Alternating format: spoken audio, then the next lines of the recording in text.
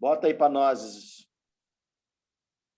Nós viemos, amados, falando sobre identidade desde uma semana antes da Páscoa. Não sei se você se lembra disso. O resgate da identidade. A primeira semana, nós falamos sobre filiação, né? Quanto é importante. Olha lá, o Toninho já está colocando aí. Que bênção. Obrigado, Toninho. Na primeira semana, a gente lembrou daquele processo de Jesus e do quanto Jesus foi levado ao deserto para ser tentado por Satanás, e o Satanás queria roubar de Jesus a sua identidade. E qual era o argumento, qual era a fala de Satanás com Jesus para tirar dele a sua identidade? Era sobre filiação. Se tu és o Filho de Deus. E Jesus permaneceu firme, sólido, a gente pode pensar sobre isso, quem somos enquanto filhos de Deus. Depois disso, a gente falou sobre a encrenca da cultura, né? Na contramão da aculturação. Isso porque a gente nasce num contexto cultural e esse contexto cultural influencia a gente. Quando a gente começou a falar sobre isso, o Senhor abriu, assim, os horizontes, a percepção da gente sobre o assunto, e esse tema se desdobrou em, acho que 4 outros. Em 6 meses.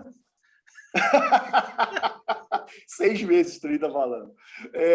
Eu sei que avançou só esse tema aí, a gente gastou um bom tempo nele, e eu agradeço o Espírito Santo por isso, falando o quanto a gente precisava vencer a questão da cultura na vida da gente. Semana passada, a gente falou sobre as emoções da gente, o quanto as questões emocionais podem significar barreira, podem significar impedimentos, e uma das maneiras de Deus de nos resgatar a identidade original é nos trazer a essa coisa da saúde emocional, da condição limpa das emoções, que a gente não seja impedido, que a gente não seja limitado pelas nossas emoções. E agora, hoje... Foi na semana retrasada, né? Então, como eu disse, semana retrasada foi emoções. Semana passada foi, ok, livre do sistema do mundo, livres do engano do sistema do mundo. Eu gosto de lembrar, quando eu falo desse assunto com os irmãos, daquele filme Matrix. Essa é a grande realidade que a gente vive num contexto enganador, num contexto que circunda a vida da gente com processos de engano e que limitam, que atrofiam a gente, que cauterizam a consciência da gente. E a gente pôde pensar semana passada sobre essa coisa da liberdade do engano, que nos leva a Cristo, que nos leva à identidade que a gente tem de verdade em Jesus. Hoje, e agora sim, né, Plínio? A gente vai conseguir falar, não é cultura não, depois tu me corrige aí, da liberdade em relação às amarras dos temperamentos, temperamentos. Isso porque... obrigado, Toninho, pode tirar aí. Isso porque temperamentos, amados, ela é algo que tenta determinar quem você é, quem eu sou. Todos nós nascemos com um conjunto de tendências e características, e a ciência fala disso assim, que determinam o comportamento do indivíduo. Olha que loucura isso. Os estudiosos dizem que isso é inato, você não escolhe o temperamento que você tem aí. Você já nasceu com ele, então quer dizer que você herdou ele.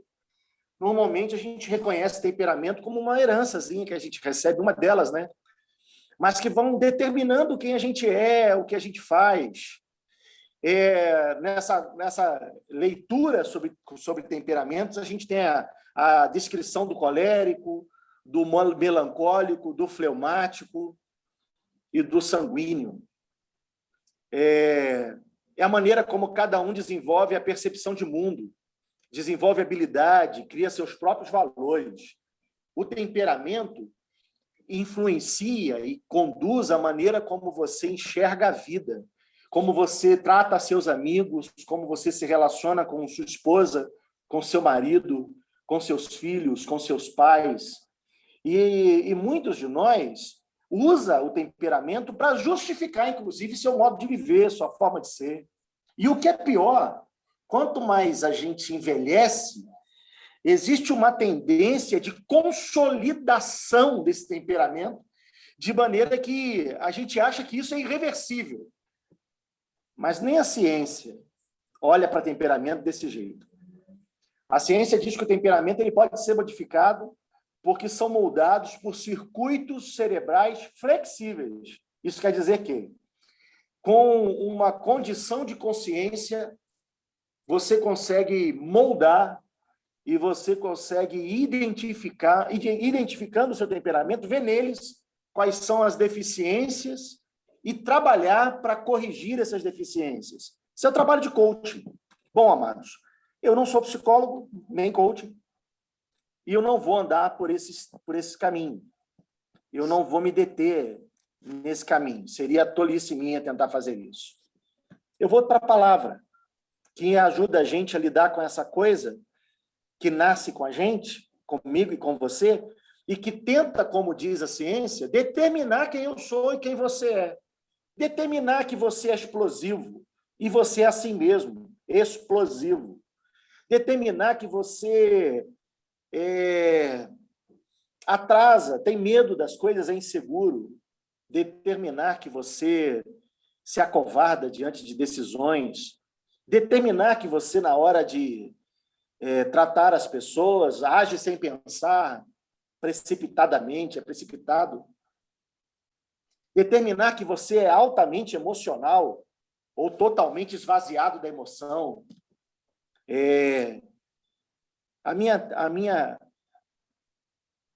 Meu entendimento sobre o que Deus quer dar para a gente essa noite é que nada destas coisas podem nos impedir de ser aquilo que fomos feitos para ser em Jesus.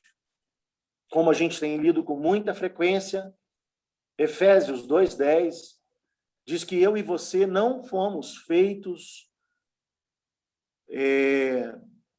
quando o espermatozoide fecundou um óvulo e trouxe a herança genética, dando para a gente um temperamento formado e pronto, que se tornou mais ou menos uma gaiola, uma algema, uma cadeia, para a qual nós não temos saída.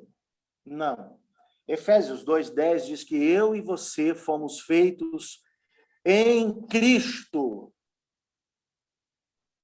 para as boas obras que Ele preparou para nós. Meu chamamento a você essa noite é desafiar você a não repetir a história de seu pai. Desafiar você a não repetir a história da sua mãe. Desafiar a você não ficar algemado àquilo que chamam de temperamento.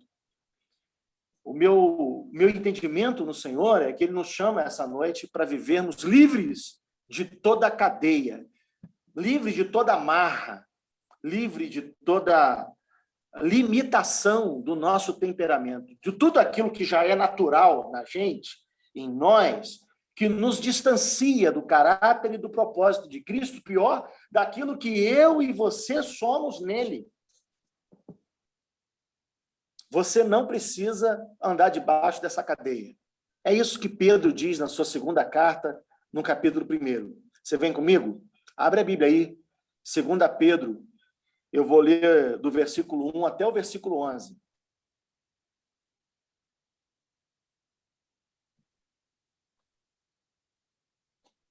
Segunda carta de Pedro, versículo 1 até o versículo 11.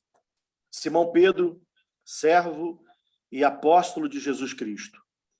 Aqueles que, mediante a justiça de nosso Senhor Deus e Salvador Jesus Cristo, receberam conosco uma fé igualmente valiosa. Graça e paz lhes sejam multiplicadas pelo pleno conhecimento de Deus e de Jesus, o nosso Senhor.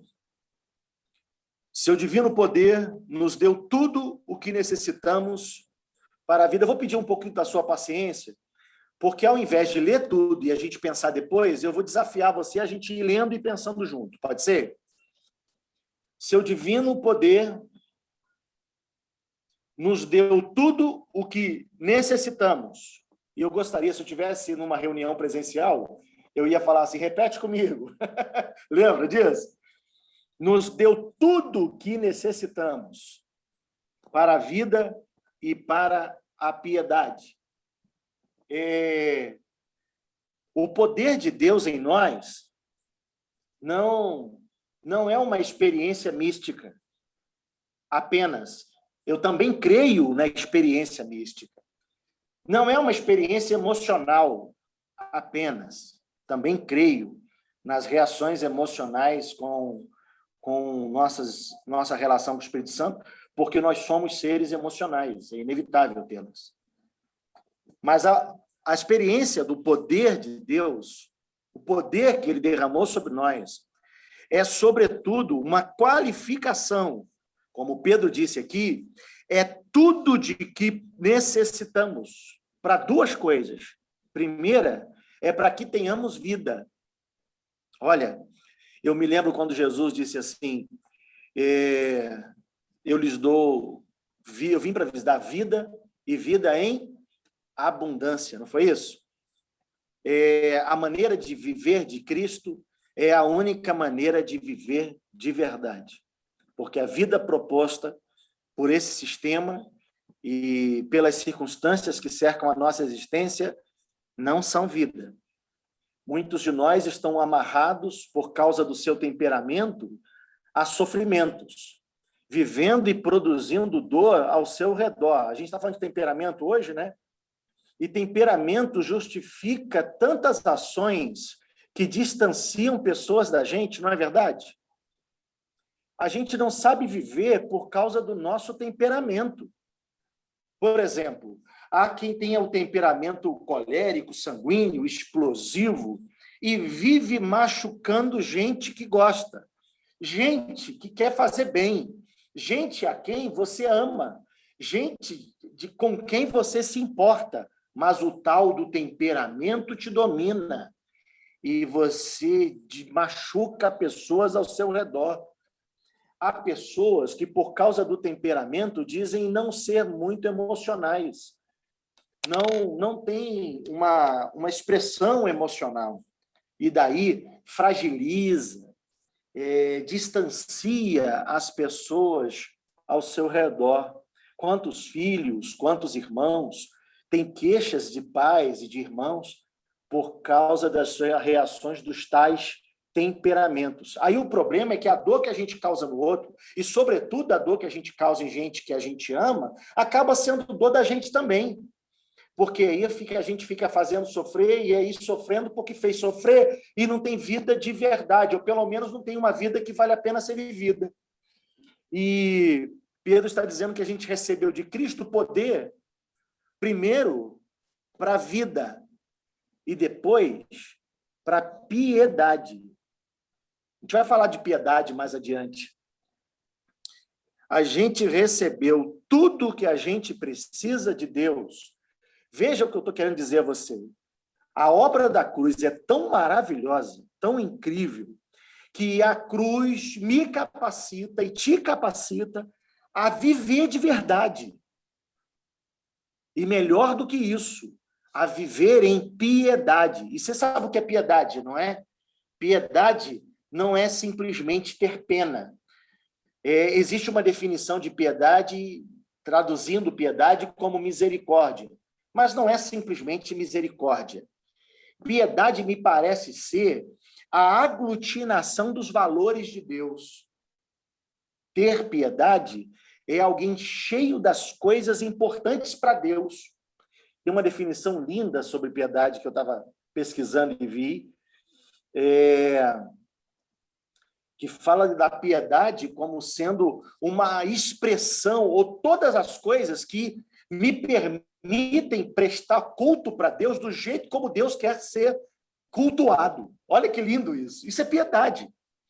O poder de Deus, e quando eu falo prestar culto, a minha leitura de culto não é a reunião solene, litúrgica, que a gente tem no domingo à noite, quando vai para um lugar que a gente chama de igreja, mas eu estou me referindo ao nosso relacionamento com o divino, a qualquer tempo, em qualquer lugar, em qualquer circunstância onde a gente esteja.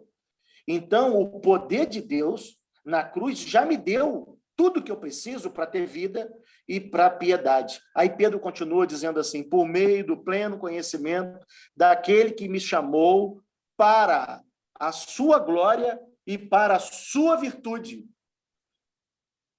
Aquele que me chamou para a sua glória e para a sua virtude. Glória de Deus não é poder de Deus, né?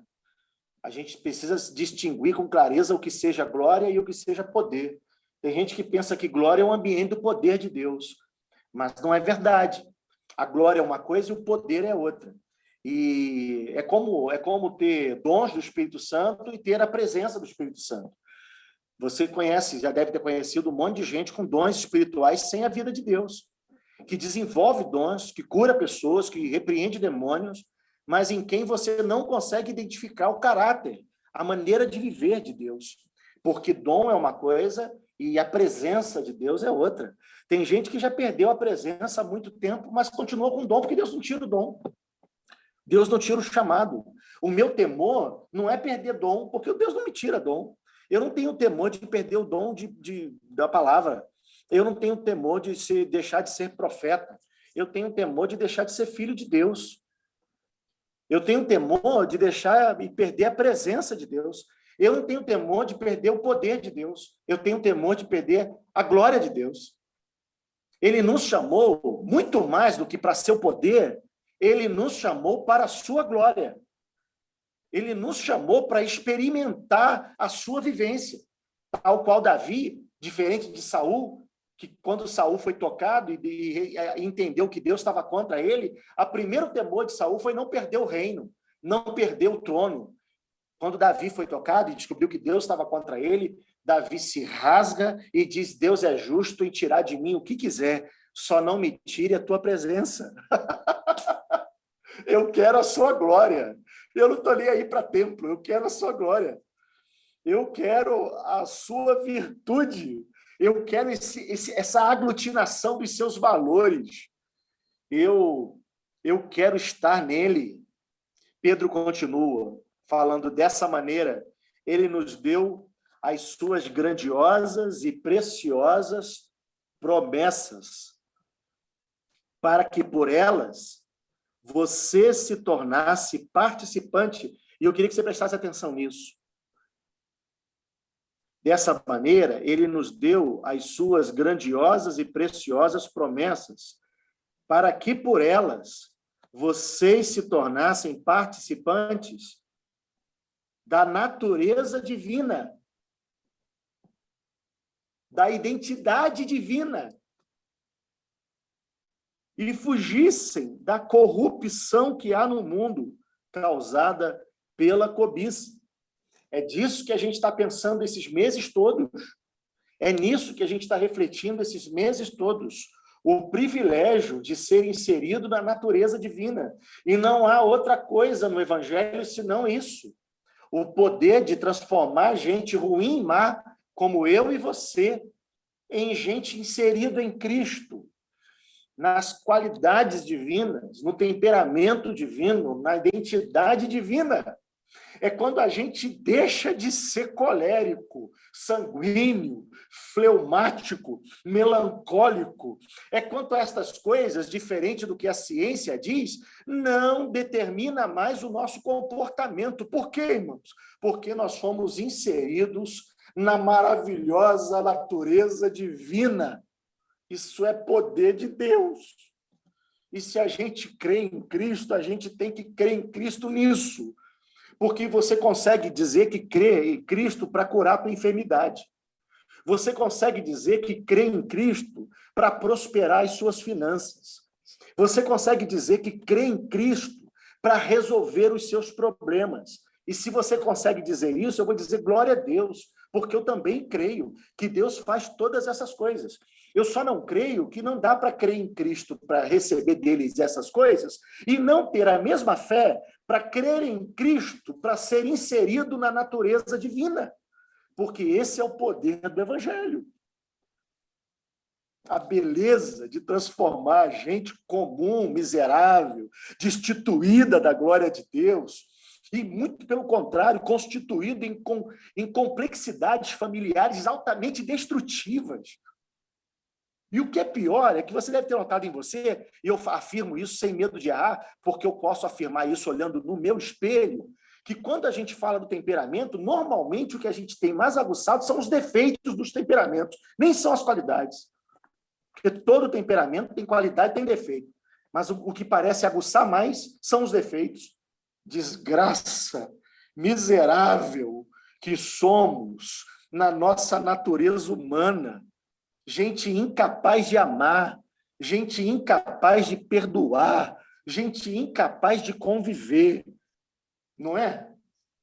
Mas graça preciosa, a que transforma a gente como a gente, transportando a gente do império das trevas para o reino da sua maravilhosa luz e transformando a nossa vida, liberando a gente dos temperamentos da gente, inserindo a gente em um outro temperamento, em uma outra identidade, em uma outra natureza. É o que Pedro está dizendo aqui. Para que por elas vocês se tornassem participantes da natureza divina e fugissem da corrupção, desse estrago que há no mundo. Você consegue tomar, vou ser bem pentecostal agora aqui, você consegue tomar posse dessa palavra? Declarar no teu coração: eu não sou colérico, eu não sou sanguíneo, eu sou como Cristo. Eu não sou fleumático, eu não sou melancólico, eu não serei amarrado por essa natureza. Eu serei parecido com meu Senhor. Eu vou amar como Ele amou. Eu vou agir como Ele agiu. Eu vou ser como Ele. Aleluia. Do versículo 8, versículo 5 até o versículo 7, ele dá um passo a passo para a construção desse novo temperamento. Aí eu vou te pedir uma permissão. Eu vou pedir para a gente pular e eu vou ler os últimos 3, porque me parece que esses versículos de 5 a 7, eles são a essência dessa coisa da construção do novo temperamento, da liberdade das amarras temperamentais. Então eu vou pulá-los e depois a gente volta nele para fechar. Pode ser assim? Então, pula para o versículo 8. Ó. Porque, ainda falando desse temperamento que temos, porque se essas qualidades existirem... está falando do temperamento de Deus, das qualidades desse novo temperamento. Porque se essas qualidades existirem e estiverem crescendo em sua vida, elas impedirão, por favor, amado, preste atenção nisso, que o Senhor te revele. Que o Pai, que o Espírito Santo presente aí na sua sala fale com você. Porque se essas qualidades existirem e estiverem crescendo em sua vida, elas impedirão que vocês, no pleno conhecimento do vosso Senhor Jesus, que temor eu tenho para ler esse versículo, sejam inoperantes e improdutivos.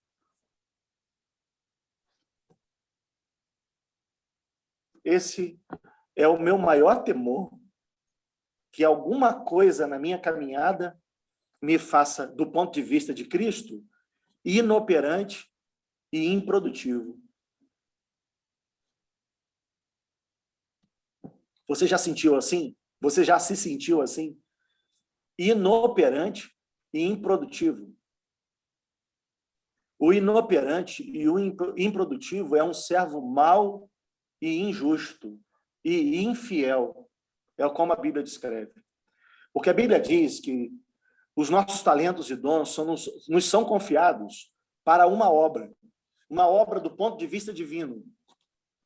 Deus não te deu talentos e dons para você ficar rico, simplesmente, só por causa do dinheiro. Deus não te deu talentos e dons para você cantar bonito, para você saber tocar direitinho. Deus não te deu talentos e dons para você saber falar bonito e ser elogiado e ter pessoas que se admiram da maneira como você fala. Deus te deu talentos e dons para que você seja operante e produtivo, mas não do ponto de vista humano. Eu me refiro ao ponto de vista divino. Eu sempre tive muito temor disso, porque eu tenho talentos e eu tenho dons. Eu tenho coisas que Deus me deu. E eu sei que um dia papai vai me pedir conta de todos os meus talentos e dons. Mas não vai ser só a minha, amado. Se não é um privilégio só meu, isso também é seu. É o que eu falo com os irmãos, estava falando com Tânia e Paula aqui em casa sexta-feira. Amados, a vida não é ganhar dinheiro para pagar boleto, para fazer viagem, para comprar coisas, para viver nesse sistema de consumo do mundo. Nós entendemos o que seja a vida, e a gente entende e sabe perfeitamente quem somos e o que devemos fazer. Meu maior temor nas adversidades da vida foi quando eu tive a possibilidade de me tornar improdutivo, a possibilidade de me tornar inoperante. Quantas vezes, quando senti essa possibilidade, chorei diante de Deus. Disse, Senhor, eu não quero. Eu não quero. Quanta gente produz, mas tudo que produz é para si mesmo, para a sua própria vida. Tem gente que não consegue produzir para os filhos, na vida dos filhos. Tem gente que não consegue produzir para a esposa, para o marido. Tem gente que não consegue produzir do ponto de vista divino.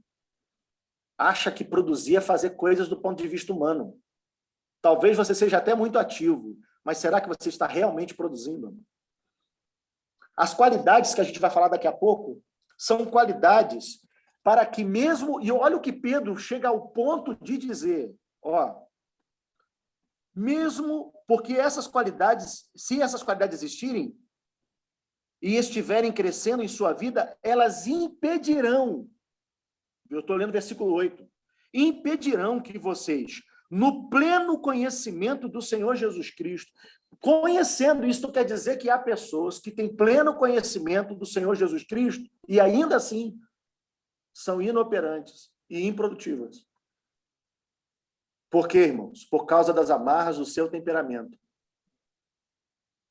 Por causa do seu temperamentão aí, de que não ouve ninguém, que não baixa a cabeça para ninguém, que não se submete a ninguém. Por causa do seu temperamento que consegue fingir uma humildade que não existe na verdade. Por causa do seu temperamento. Mesmo conhecendo Jesus, cantando bonito, pregando bonito, mesmo conhecendo Jesus, misericórdia. Versículo 9. Todavia, se alguém não as tem, está falando das qualidades, do versículo 5 até o 7, a gente vai falar delas daqui a pouco. Se alguém não as tem, está cego, brother, e só vê o que está perto. Se você não tem o temperamento de Cristo, as qualidades de Cristo, você é cego. E aí você pode entrar naquela referência de Cristo, quando ele falou de cegos guiando os cegos. Cego conduzindo o cego. E olha o que ele diz. Por que ele afirma que você é cego? Só vê o que está perto, esquecendo-se da purificação de antigos pecados. Ora, que coisa esquisita isso. Pensa comigo, gente. Pecado antigo precisa de purificação? Coisa antiga precisa? Não é só perdão, irmão? Eu acabei te dando um spoiler. Perdão é uma coisa e purificação é outra. É possível que você tenha sido perdoado já de pecados antigos. A minha pergunta a você, querido, é se você foi purificado. Porque uma coisa é perdoar e outra é purificar. O Senhor Jesus nos perdoa de todo pecado. O sangue de Jesus nos perdoa, mas também nos purifica. Esse temperamento, essas qualidades que a gente vai falar, elas nos ajudam, não é só ser perdoado, gente, é ser purificado. Tem muita gente preocupada em ser perdoado. Você precisa se preocupar em ser purificado. Eu vou falar nisso em outra mensagem. Hoje à noite eu não posso gastar tempo com isso. Mas eu vou falar sobre isso mais adiante. O perdão precisa de duas coisas. O pecado na vida da gente precisa ser extinto pelo perdão e precisa ser purificado também. Ter um coração puro de novo. Uma conduta pura de novo. Versículo 10.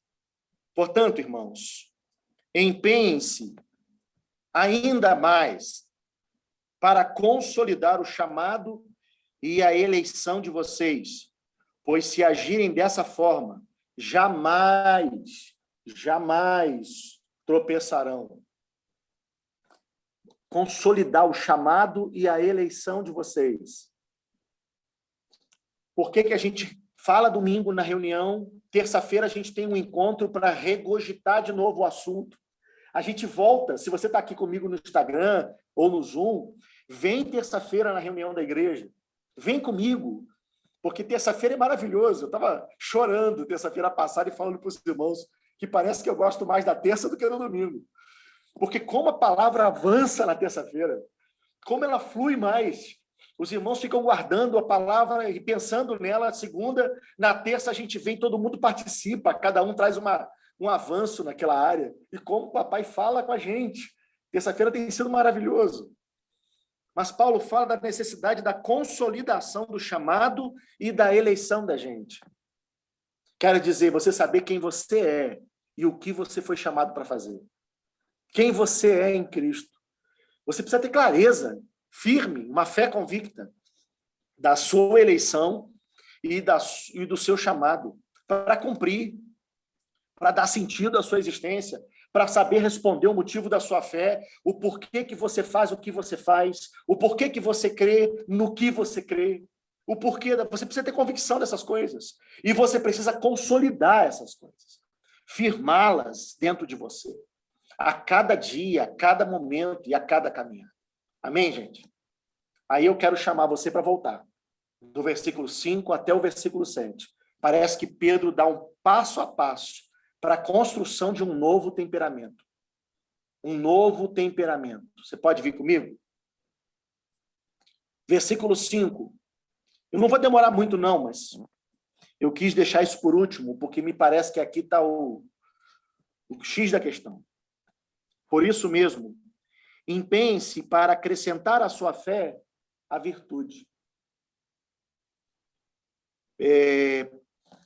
Pedro dá uma sequência de características. Lembra que eu falei no início que o temperamento é um conjunto de tendências e características que determinam o comportamento? Pedro dá aqui um conjunto de características e tendências que determinam o comportamento de Cristo. O nosso comportamento nele. Aquele que vai livrar a gente de ser cego, vai livrar a gente de uma vida infrutífera. E que características são essas? A primeira delas é uma fé que depende da virtude. É uma fé que depende da virtude, é dependente da virtude, que precisa de virtude. Ora, gente, tem muita gente em nome da fé fazendo as loucuras contra Deus. Ter fé não te faz próximo de Deus. Tem gente matando em nome da fé. A gente está vendo lá, a gente tem orado nas nossas reuniões de oração por esses países que estão em guerra aí, e a maior parte deles guerra por causa de questões de fé. Quantas vezes eu vi gente em nome da fé ferindo pessoas, magoando pessoas, gente em nome da fé atropelando pessoas. Uma fé absolutamente desprovida de virtude, das características divinas, da preciosidade do que é virtuoso. Você entende virtude? Daquilo que é virtuoso. Se a tua fé não é uma fé carente de virtude, dependente da virtude, se é uma fé exclusivamente humana, ou para si mesmo, ou uma fé que só te serve e não serve a Deus em você, você entende a diferença? É uma fé que te serve, ou que faz você se servir de Deus. Fé como ferramenta para você se servir de Deus, e não fé que te leva para Deus. Uma fé sem virtude é fé que é ferramenta para você se servir de Deus. Mas uma fé com virtude é fé que te faz ser servo de Deus. Você entendeu a diferença? A primeira característica é que seja minha fé carente e dependente da virtude. É uma fé que não me torna alvo de tudo, mas me torna servo do alvo. voltado para o alvo. Em detrimento de mim. É fé que me ajuda a deixar de ser o centro das coisas. É fé que me ajuda a deixar de ser o motivo das coisas. Uma fé dependente da virtude. E uma virtude que é dependente do conhecimento. É uma virtude com sentido, com conhecimento, com revelação. E é claro que nem Pedro e nem eu estamos falando de conhecimento intelectual. É claro, irmãos, que nem Pedro e nem eu estamos falando de QI. Uma fé dependente da virtude, que, por sua vez, é dependente da revelação de Deus. Porque até a virtude, sem um Deus revelado, é destruidora.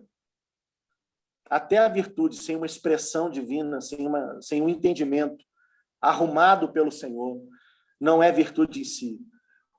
Eu gosto de Coríntios 13, porque ele diz que ainda que eu dê toda a minha riqueza aos pobres, se eu não tiver amor, nada serei. Quer dizer, uma virtude sem amor, vê? É possível. Depois o Pedro segue dizendo, e a virtude do conhecimento, e o conhecimento do domínio próprio. Aquilo que Paulo aos Gálatas chamou de fruto do Espírito Santo.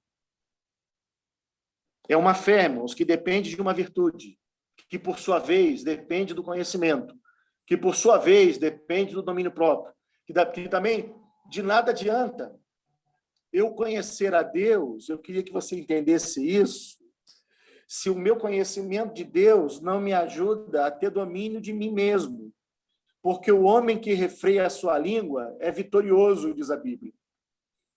O homem que domina a si mesmo é vitorioso. E não me adianta ter o espírito para dominar os outros. Tem um monte de gente querendo ter o espírito para dominar os outros.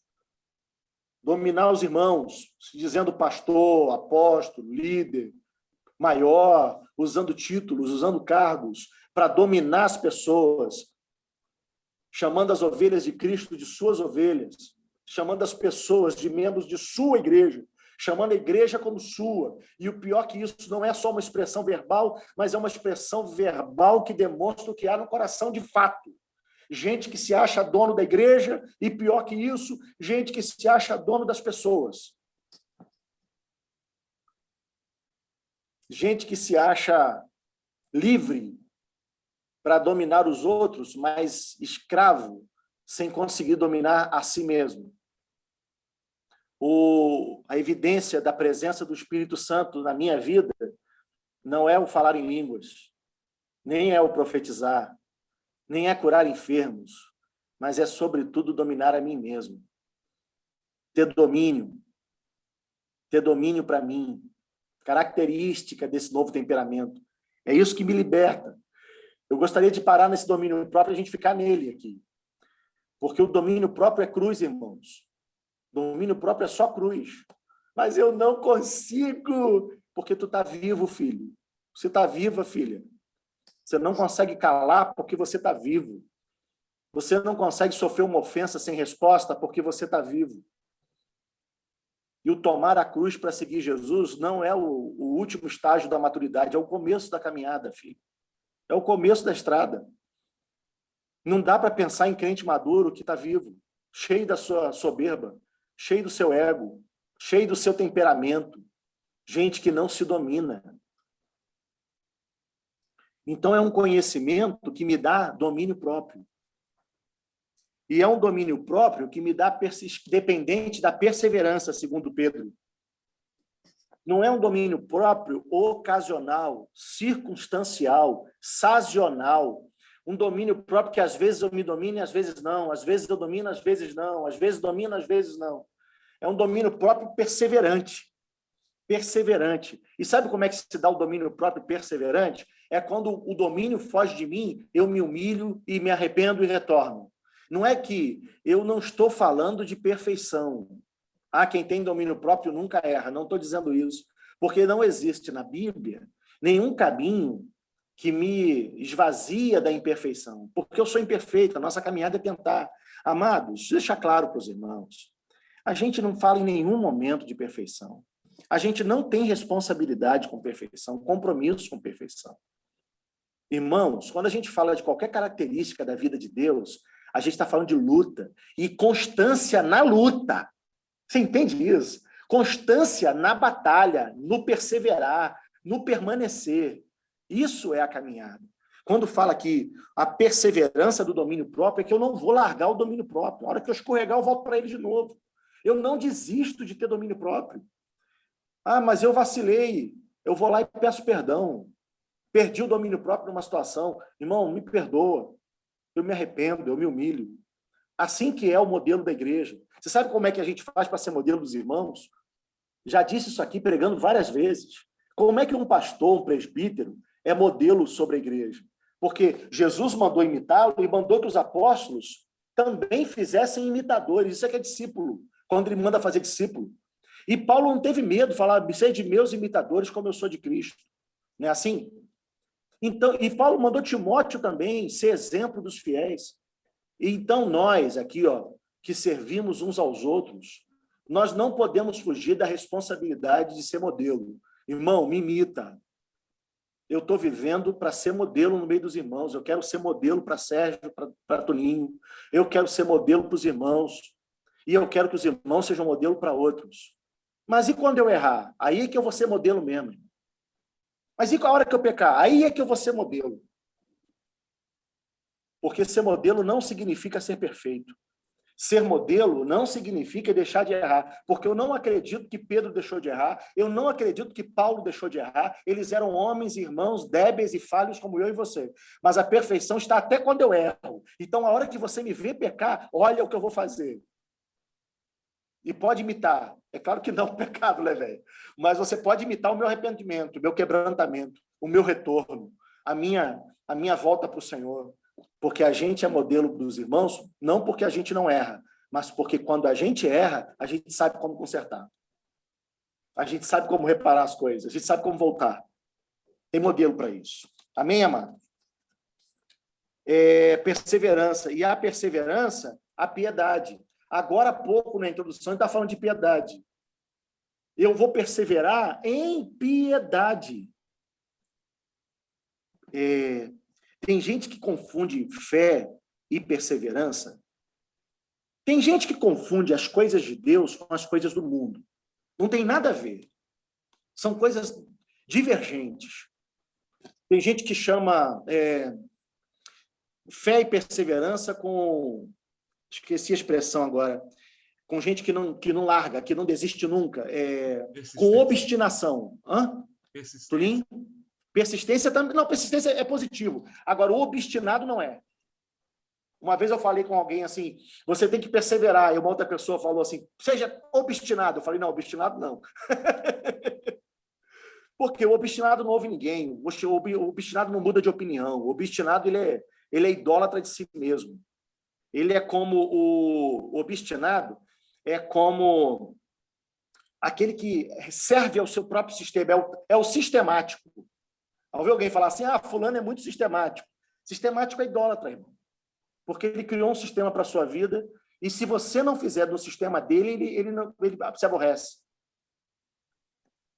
Mas a nossa perseverança, ela é ligada à piedade. Como eu falei agora há pouco, no início, a gente não persevera no nosso temperamento, nessas coisas assim. Muito pelo contrário, a gente persevera na piedade. É uma perseverança dependente da piedade. O que é a piedade? Falei agora, aquela aglutinação dos valores de Deus. Ser piedoso é o diferente quando a gente chama o ímpio. Lembra do ímpio? Você fala assim, fulano é ímpio. O que você está querendo dizer? Que o cara não é crente. Mas eu aprendi com uma pessoa uma vez que lembrei disso. É coisa que a gente sabe se parar para pensar, né? Mas ninguém fala, a gente não pensa. Que ímpio não é que não seja crente. O ímpio é o que não tem as características de Deus. Não é piedoso. Ele é ímpio. Não tem piedade. A nossa perseverança ela é piedosa. Ela é voltada para Deus.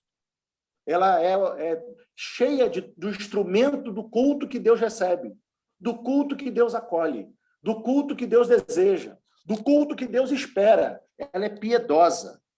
e a piedade é a fraternidade. Olha que coisa linda.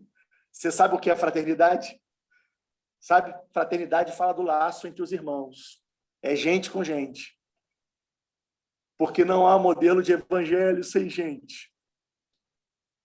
Esses dias eu estava vendo no Instagram de um querido, aí tinha um pregador, inclusive uma pessoa que eu respeito muito, de uma denominação que eu respeito muito, de um grupo de irmãos que eu respeito muito. Mas falando assim, ó, se você quer vitória na tua vida, você precisa seguir o caminho do solitário.